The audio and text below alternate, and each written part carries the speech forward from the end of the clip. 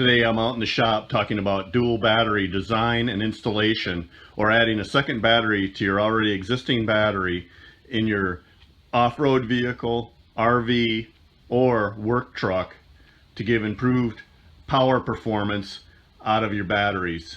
Before we pop the hood, let's look at battery design and some design details of adding a second battery.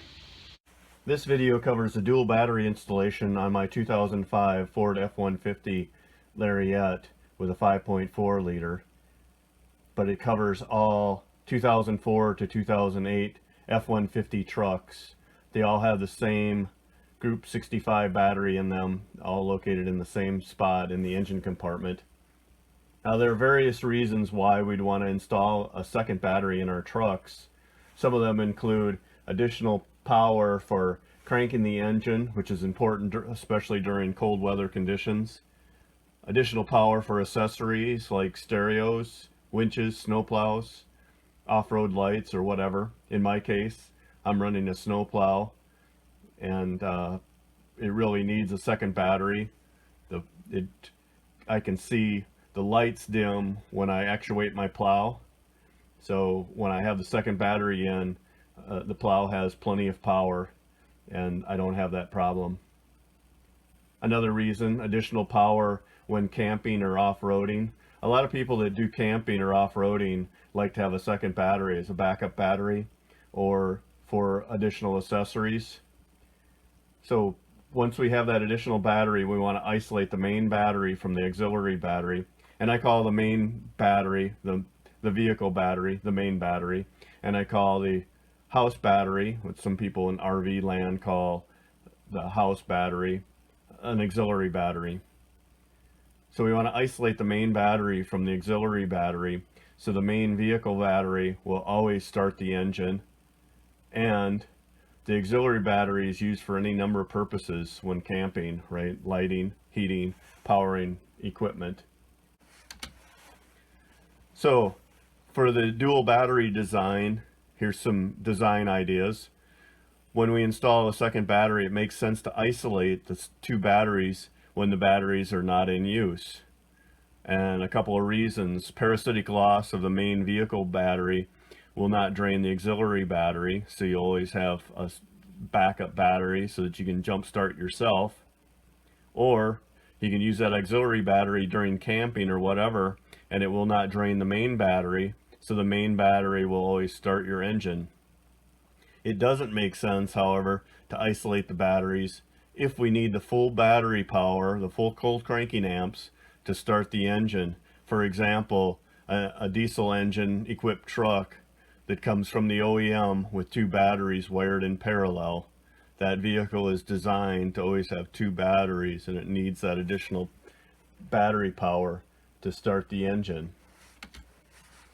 So here's some topics. I've broken down the topics for you. I'm going to talk about battery physical installation, the wiring of the battery. Then I will talk about some support equipment that I have in the truck to help support the two batteries. So let's get into it. The physical battery installation and the design parameters. The original equipment truck came with a Group 65 battery located in the engine compartment on the passenger side or the right side of the vehicle. The battery this Group 65 battery is 12 inches long, 7.5 inches wide, and 7.5 inches tall. That's the space that we have. Of course, there's also a battery tray that this battery is located in, so it gives us a little bit of additional room around the battery to play with in that location if we decide to use that stock location for our batteries. So I picked the Optima battery, and I wanted a glass mat battery because I didn't want to deal with the sulfuric acid. I wanted a high-tech battery that had lots of cold cranking amps, so I picked the Optima battery. I know there's a lot of controversy on the internet about the quality of these batteries, but I've had good luck with them, and I've known other people with good luck with them. So I picked an Optima red top battery. So let's look at some of the different group sizes and configurations of the batteries. let's focus on these two batteries, the red top 25 and the red top 34. That's the group is a 34 group, and then 25 group. If we zoom in on that and take a look at these two models, we look at cold cranking amps. This group 25, which is smaller, has 720 cold cranking amps, and the group 34 has 800 cold cranking amps. Now I want to maximize the cold cranking amps. That's why I'm putting two batteries in my truck, is I want to maximize the power.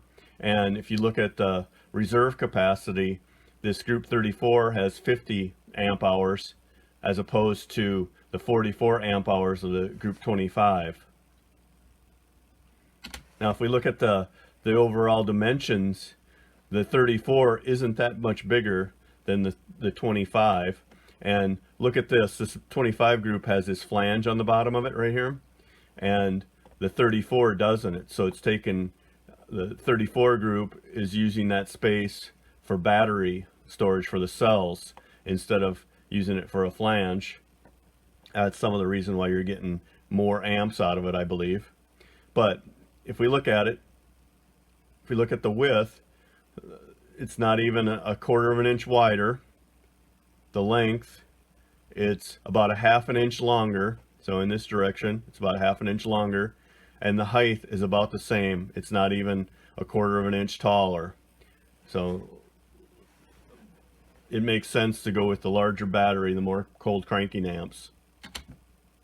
So let's back up. Let's look at the 34 versus the 3478 then. If we zoom into that, this 3478 battery is easier to get in stores like AutoZone or Advance Auto. They stock this in the store, and sometimes the stores don't stock this 34 group, because this is more universal with these side terminals. However, I don't think I want these side terminals. Take a look at the cold cranking amps. They're the same. It's the same battery, right? It just has these terminals on the side. If you look at the dimensions are basically the same. However, the width is just slightly, about an eighth of an inch wider to accommodate these terminals, which I don't need. So I selected the 34 group then as my battery. And I have a width of 6.88 inches, or about 7 inches, right? If you round that up to 7 inches, then 7 times 2, we have 14 inches that we need to accommodate. So I'm going to put those two batteries side by side.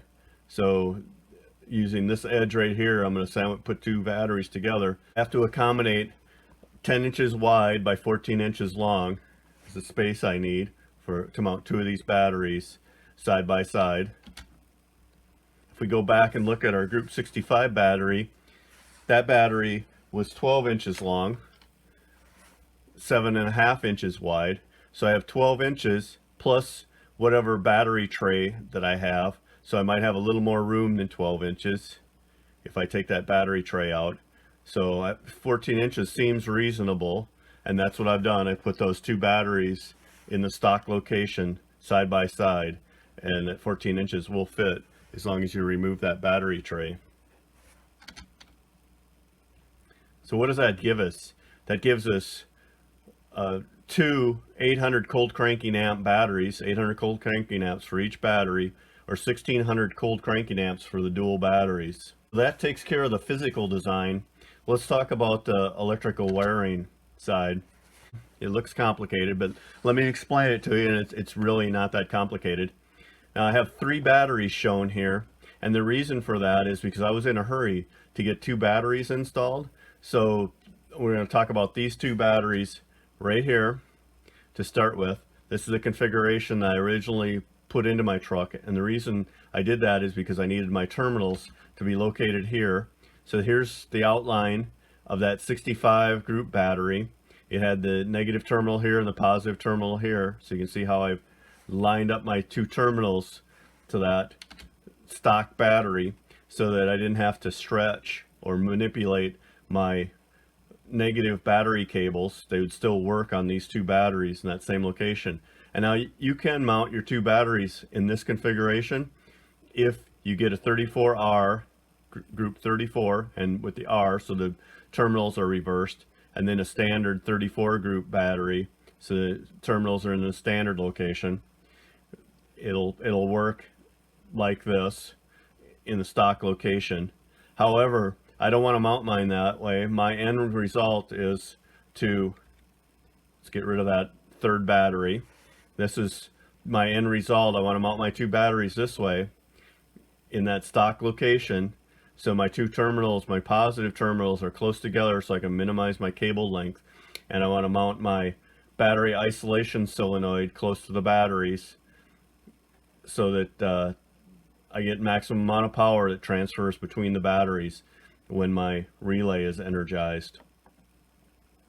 So, like I said, I have two batteries mounted in stock location, isolation relay, and this is the engine compartment. So here's the firewall, and I have a pass-through in the firewall. This pass-through is on the passenger side. It's by the heater, where the heater goes through. It's behind the batteries, or over where the four-wheel drive relay, vacuum relay, is at.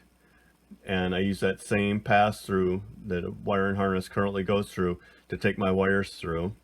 And I have a 10 gauge, heavy duty 10 gauge power supply wire. I have it as red, and that goes to a fuse box on the left side of the glove compartment, or behind the stereo in that center console is where I put this fuse box. And I use that fuse box to power new accessories inside the interior of the truck, like my heated seats.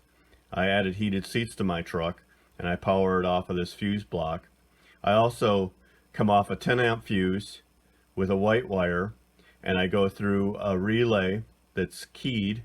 It's powered and energized by the key, so when I turn the ignition key on of the truck, it energizes this control relay, which pulls in my battery isolation solenoid. So all this is a relay that takes keyed power and energizes through this circuit, through this white wire, and pulls in my isolation relay.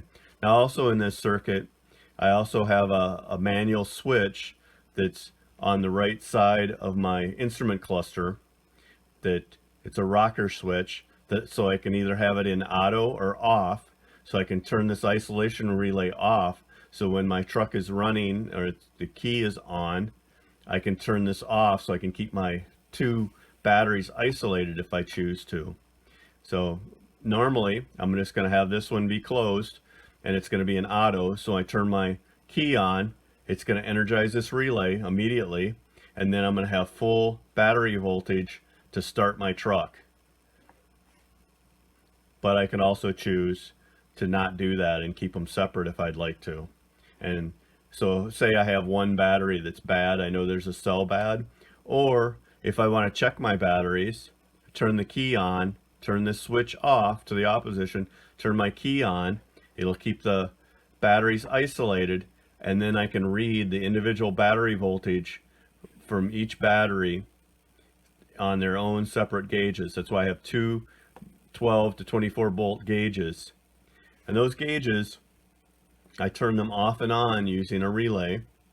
So each of those gauges would stay on if I didn't turn them off with a relay.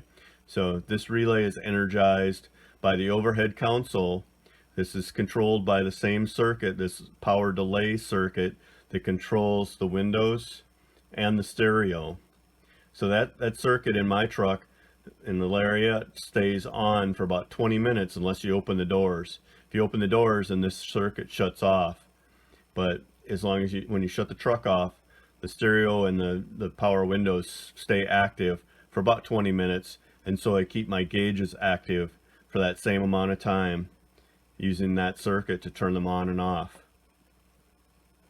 So those two voltage gauges have a wire that runs up to each side of that isolation relay, and I tie in there so they can read. They're the same length wire, and they can read the same place on both sides of that isolation relay. So when that isolation relay is connected, when it's energized, they should read the same voltage, or at least in the ballpark. They might not be calibrated exactly the same. That they should read about the same. Or when the truck is running and I have alternator voltage going to the batteries and this relay is energized, I'm going to be reading the alternator voltage at both of these. So that's the design. That's what I have. You can also design it, like I said, you could run it and connect your two positive terminals together with just a cable and not have this relay. You can just connect them together. That would just give you additional amperage, and connect them in parallel. That just give you additional amperage. But I think it's wise, if you have two batteries, to isolate them. Helps you troubleshoot if you have a bad battery, if you have a bad cell in one of the batteries. And it makes use of the additional battery, that if you have a parasitic load on this main and you leave your truck setting for a while, it can drain this main battery and you'll still have the auxiliary battery. Or when you're camping or whatever, you can use your auxiliary battery and you know your engine's still going to start with your main battery. This is the isolation relay that I selected, and this is the Amazon page that I'm using to show it to you. It's a 500 amp winch solenoid contactor relay, and it's made for winches for four-wheel drives or as a winch replacement. So a lot of OEM winch manufacturers use this relay. It's got mechanical contacts inside, that's why it's called a contactor relay, and it's a continuous duty. So that's what I'm looking for, is something that's continuous duty. And I didn't like the solenoids that look like the old starter solenoids. Those weren't originally made to be continuous duty. They were to crank a starter, but like my snowplow uses that style of relay, but it's not good for 500 amps. So I want to maximize the energy transfer between batteries. So I have 800 cold cranking amp battery, so I want to have as high a cold cranking amp relay or isolator solenoid that I can get. So this is the most cost effective and highest amp that I could find. So this unit is 4.1 inches long, 3.8 inches tall, and 7.1 inches wide. It weighs less than 2 pounds. So it has 4 contacts to take that winch motor both forward and backwards. I'm not going to do that. I'm just going to use 2 of these contacts and 2 of these terminals. So here's the schematic of what the winch would look like. So it's to run that winch both forward and backwards. Keep in mind that as we move out to the truck and start to look at the F-150, that the previous information that I gave you was more general to putting 2 batteries in any truck. Now we're going to talk more specific about the F-150 and the 2004 to 2008 F-150 specifically, but I'm going to talk about the battery box here, so it includes a lot more vehicles than just the F-150. Here we're looking at the right side of the truck, or the passenger side of the truck, and the firewall, the PCM, the four-wheel drive solenoid, a vacuum solenoid back here, and then the 2 batteries. This is the stock location of the battery on this particular model of F-150, and it's like this for quite a few F-150s. And then the washer fluid tank here, and then the front radiator cross member here in the front.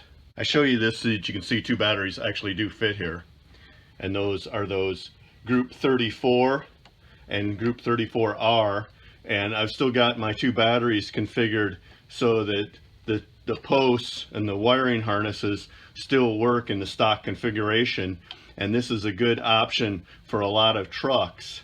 Again, I want to move so that my 2 positive terminals are on this side, and I'll describe more of that later. So let's back up and look at what was actually in the truck when I started. This is what I had originally, is a Group 65 battery. Ford provided battery cover And then the Group 65 battery, this one happens to be a Bosch from Pep Boys. This one had 850 cold cranking amps. So you can compare that to my two batteries with 1600 cold cranking amps. And notice the positive and negative terminals on this side of the battery. So this is positioned on the floor just like it came out of the truck. So battery tray in the right orientation. So this is the right side of the truck. Now this Bosch battery, this Group 65 battery, is used in many Ford vehicles and a lot of other vehicles. So you can see based on the size of this, it's not as tall. Again, I described the dimensions in my design phase, but this battery is used in many vehicles. So if you want to replace this battery with two batteries, it's easy to do.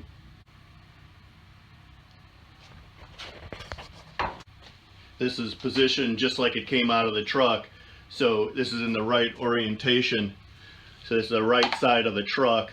So the inner fender well here, and then the bottom surface, the horizontal surface and the vertical surface of the battery tray, and it's held down at the base of the battery with this hold down bolt and clamp.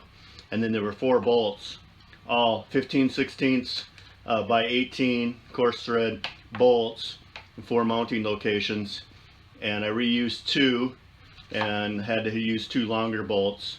Those are 1/2 inch head size bolts. Since we're down here talking about the old battery tray, let me show you this. On this particular vehicle, on the 2005 4-wheel drive, this battery tray, you can see this, get away from here, it's got this curve here, and that gets it away from that inner fender well, and it also has this indented place here. You can see this. It goes in even further here, and that is for a reservoir, a vacuum reservoir for the 4-wheel drive, to give it a little bit of reserve capacity in the vacuum to help actuate those 4-wheel drive automatic hubs. It also stands away from that inner fender well for a wiring harness that goes here, and I'll show you what I did to accommodate that wiring harness.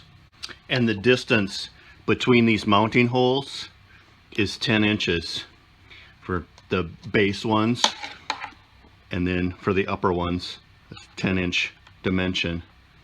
You can also see that horizontal surface on the inner fender well isn't flat.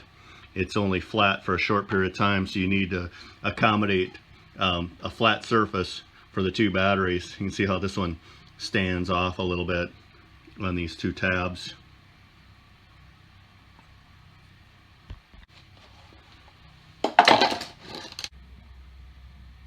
Back at the truck, I've accommodated that vacuum reservoir. It's back tucked underneath the vacuum solenoid for the 4-wheel drive. There's plenty of room back there, and I don't feel like it needs to be mounted to anything. You just have to be careful when you reroute those vacuum lines that you don't kink them, and you can reroute the stock lines. They're formed little lines, plastic lines, and you can move that back under there. I'll show you what I've done to accommodate the wiring harness that's down underneath back in that corner. I'll show you that in a minute. I haven't moved my washer fluid reservoir at all. It's possible to move that forward, and you have a little bit of room there. You have about 2 inches that you can move it forward, and so 2 inches from here to here. However, as you move it forward, the fender goes down here, and you could also move it down. So you could get underneath this cowl, this plastic cowl, and then the radiator support is underneath here, back up by the headlights. So you have to figure out what you're going to do if you ever have to replace a headlight. You have to get your hand back down in here to replace the headlight. You could make it so that this reservoir will go unbolt easily. I think it's got at least 1 bolt in the back, and then another bolt down under here on the side. But you could move that forward on this particular truck. There's plenty of room down in there to tuck it down underneath there. Of course, you got to watch out for your cap here in order to fill it. Or you could always replace this reservoir with a different shaped reservoir. There are many options out there at the salvage yard. So let's move to the side of the battery. I'll show you this view. There's about 1.5 inches between this AC line, this high pressure line right here, and the batteries. So I could move them out a little bit or accommodate some kind of other hold down bracket here. There isn't much room in the front of the batteries between this reservoir and the battery to accommodate any kind of hold down here. I'd really have to move my fluid reservoir forward, and there's not a lot of room in the back. I'm right up against the four-wheel drive solenoid, and you really could relocate that if you wanted to. That would give you a couple more inches here in the back. It'd probably give you about 4 inches here in the back, maybe 3, and you do have a little bit of room between the PCM connector and the battery, and you really could relocate that powertrain control module. It's got 2 mounting bolts here, actually under here on the bracket. There's 4 mounting it to the bracket here, but there's 2 bolts here, and you could possibly move that over 1 inch or so if you want to accommodate 2 larger batteries.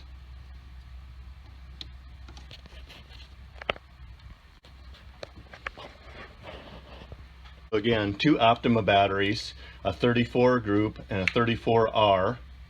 I've incorporated military style connectors so that I can use these cable lugs to go on the end of these connectors. That gives me plenty of room. So you can see how the threads are sticking out on these bolts yet, these battery terminal bolts. So I have room for more lugs to go on there if I want to. And these are a great style connector. And you can see that I've incorporated a piece of inner tube to help protect my ratchet strap here. You can get the rubber protectors for these. In my opinion, they were cost prohibitive. They were like a reproduction for a military vehicle, and they were very expensive. So I didn't purchase any, but they have a rubber piece that goes underneath the terminal and then goes over the top and folds over the top. They're on most military vehicles, especially wheel vehicles. Some of the tanks have a specific cover for their terminals, but most military vehicles have the cover that I'm talking about. If you can find those online, that would be awesome to cover up each of these terminals. But I love this style of terminal. I've used a ratchet strap and then webbing to secure my batteries for a hold down. You want to ensure your battery hold down is tight to prevent stress on the hold down from battery movement, and to prevent added vibration to the battery to protect the cells in the battery. The 1-inch tubular tubing that I'm using has a tensile strength of 4,000 pounds. Although the strap is strong and often able to lift 1,000 pounds or more, the problem with a ratchet strap is the strap strength is the rope stretch strength. If the strap is loaded continually like I'm doing here, its load bearing strength is reduced. Disadvantages of the strap are abrasion, and it loses its strength when stretched over time. So it requires periodic maintenance to make sure that it's not abrading, and then to retighten it here at the ratchet strap, which is easy to do with a ratchet strap.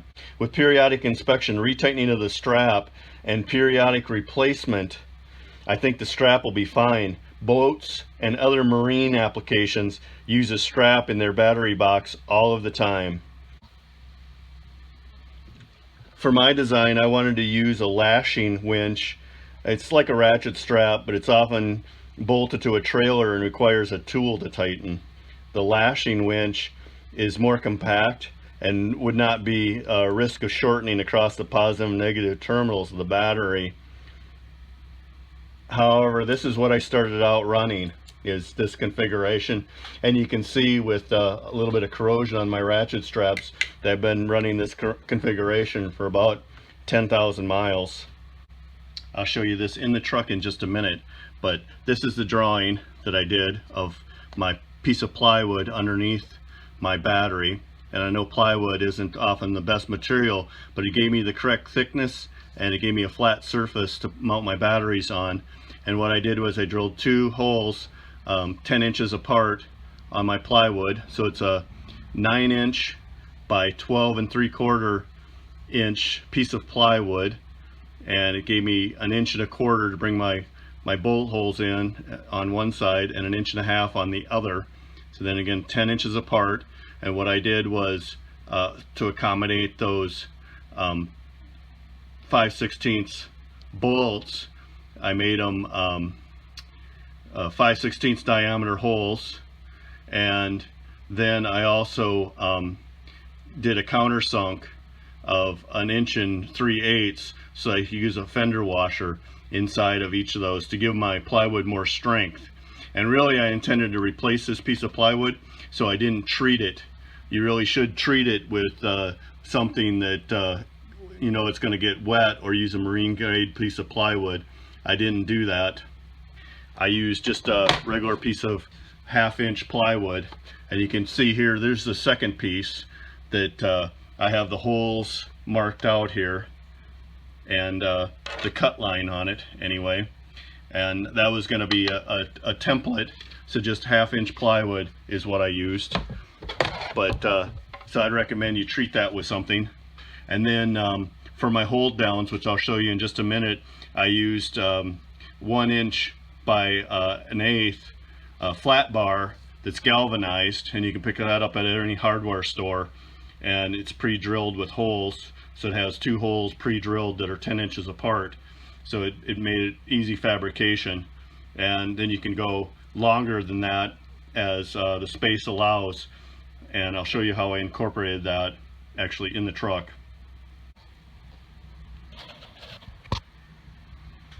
You can see that the first piece of flat bar is up here on the top, and this is where the stock mounting location is at. I'm going to remove, this is my 10 gauge wire that I showed you earlier in the design phase that runs into the interior. It also has the other wires for the gauges in that running up to the front of the truck. But here's the flat bar back here. You can see it's inside a red shrink wrap, so wiring shrink wrap to protect it. So now it's going to get a lot of salt spray here in Michigan. So back here is the stock bolt, so I put it back in the stock location, and then in the front is the other stock bolt, and that gave me a place to wrap my ratchet strap underneath here, and in both places. And you can see the slope of the inner fender is going up, so I have more room in the back for my battery and less room in the front, so I have hardly any room in the front. So if I were to go forward with this, then I'm going to run out of room here in between my battery and the inner fender, and I have my batteries pushed all the way up, and I'm able to do that with my plywood, and that's why I wanted to use 1/2-inch plywood. So I'm standing off of the inner fender. Let me get a better view of my plywood.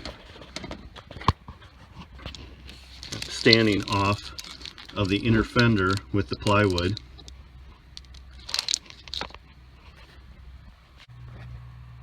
So I'm using that 1/2-inch plywood to stand off of that inner fender down there and to support the battery, because the battery, especially the back one, the inner fender down there, the horizontal inner fender drops away, and I need it to support the battery. But it also helps the battery stand up off of the wiring harness that's back behind the batteries, down in that bottom corner back behind them. So that helps it space it off to give room for that, so that piece of plywood doesn't go all the way to the inner fender.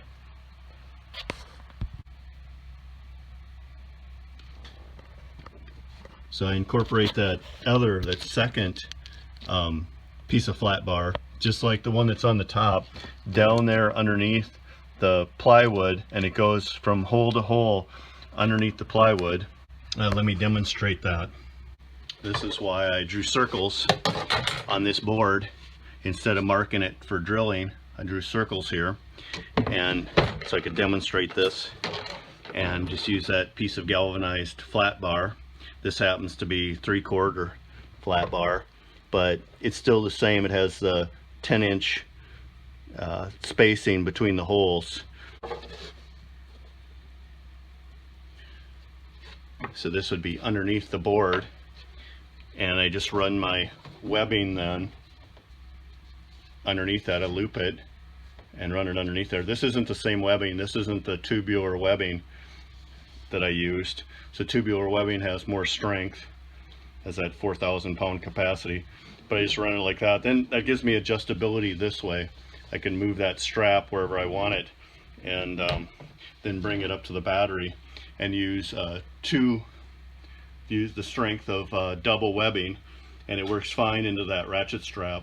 I just have to be careful on how I do the length going through the ratchet strap so both sides of it tighten up evenly. That is the basic idea.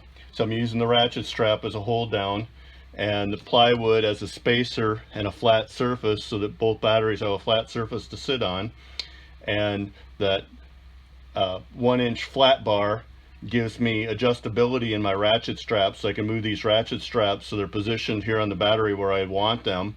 It's a good location for on each battery. I'm able to slide on this flat bar, and I'm able to slide on that flat bar to give me the position that I want. I use military style connectors, battery terminal ends, and then military style lugs then on my cables to give me a good positive connection that's easy to clean and easy to jump start from. I have 2 batteries, and I don't incorporate my isolation solenoid. And let me show you what the isolation solenoid would look like. This is the isolation solenoid that I selected. It's the one that I showed you with the Amazon page.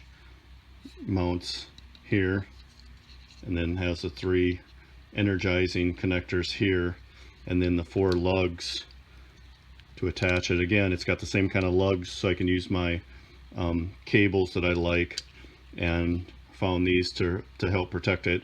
So I can run the cable through here, put a lug on it, and then attach it. And that could be mounted to the firewall or to a bracket. Really, I intended to make a bracket that goes on the engine side of the 2 batteries.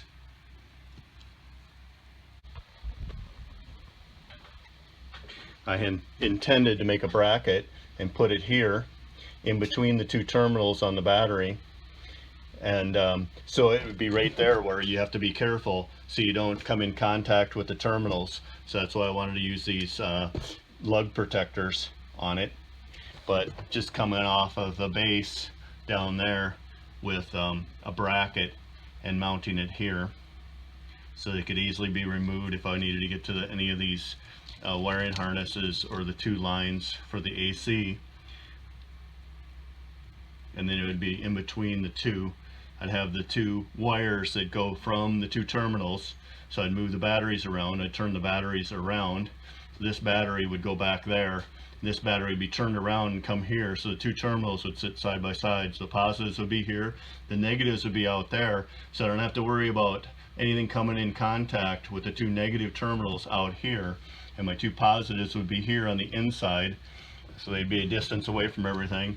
And then the isolation solenoid here, so my 2 runs would be short going to the isolation solenoid. But I decided just to leave my 2 batteries mounted in parallel and keep the full amperage all the time.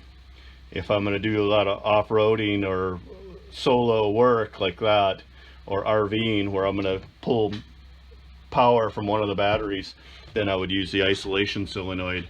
And that's a great idea for anybody that's doing off-roading or any kind of RVing, camping.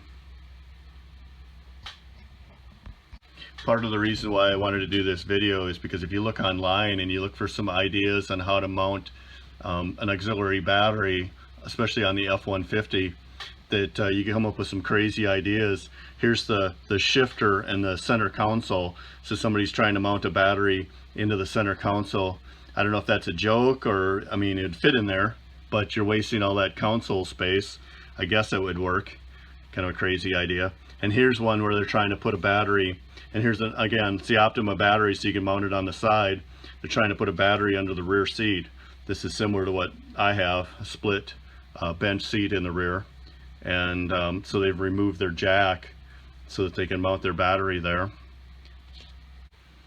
Another idea, of course, is to mount it in the bed and mount it in the back. Of course, that helps for weight. If you don't haul much in your pickup, you're light in the rear end anyway. I mean, that's what you do on a hot rod, is you want to mount the battery in the back for better weight distribution.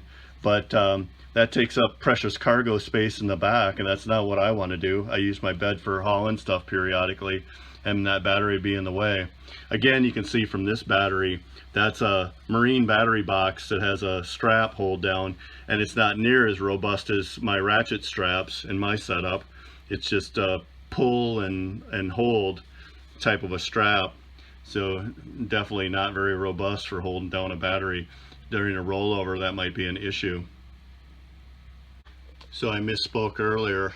I purchased that battery back in April of 19, so it's July of 21, so it's a little over 2 years and about 15,000 miles that I have on this battery. So I don't see any warranty issues with these Optima batteries. Both are working fine. Before I conclude the video, I wanted to show you my switch. So my off, so I can leave the two batteries isolated if I want to, off and auto. So auto meaning that when the key is on, that the isolation relay pulls in, or if it's off, I leave the isolation relay off. And then I did a video on my two gauges, mounting these two gauges. And right now, since I don't have the two batteries isolated, that the two gauges are wired differently. They're done through a relay. So what I've done is, when I shut the key off, this one stays on. Well, this one stays on like I had originally described in the beginning of the video. Stays on for that 20 minutes with the dome light. And when the power is on, it's on. And they're both going to be wired like that. But this one comes on after the door is opened and that power goes off. I did that so I could leave it in the truck so I could charge my cell phone when the truck is off. And so that, you know, it gives you some options when you wire it this way. But after I put in the isolation relay, if I decide to do that, I want to put these back so that one is reading one battery and one is reading the other. So once I turn the key on and this comes on, then I'll be reading both batteries, and so I can see the state of each battery. So right now you can see 11.7. That battery might be a little bit low, but since it's a glass matte battery, it doesn't read the same. It doesn't read that 12.6 like a normal battery. But then I can see the state of both batteries, and then once I start the truck, both will be tied together. The isolation relay will be pulled in, and they'll read the alternator voltage at that point. So as I turn the key off, and these will still be reading the battery voltages, but as soon as I turn the key on, it'll pull in that relay, and then they'll both should be reading the same. And then as the truck is started and running, it'll read the alternator voltage.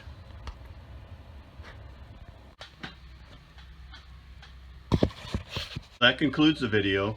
Again, this should work for any vehicle that you want to mount two batteries in. To give you some design considerations, but specific to the F-150, and it should be very helpful for you F-150 owners, but it'll help for any vehicle. I have many other videos to talk about shop tips, modifications, and general automotive work. If you found this video helpful, please subscribe and let me know in the comments, and be sure to watch the other videos.